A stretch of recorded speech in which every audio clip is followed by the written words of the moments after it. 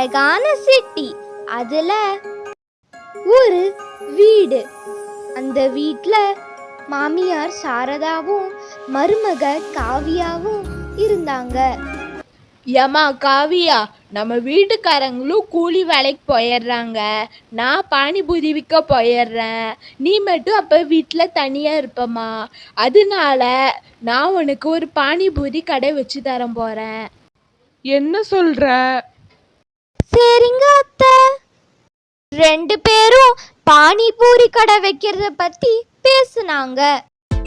அவங்க கடை ஆரம்பிச்சதுக்கு அப்புறமும் அவங்க கடைக்கு கஸ்டமர்ஸே வரல.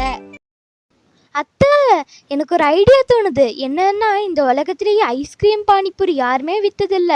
நம்ம வித்தோம்னா. சரி கண்ணு, உனக்கு தோன்றதை நீ பண்ணு. இப்படி சொன்னாங்க.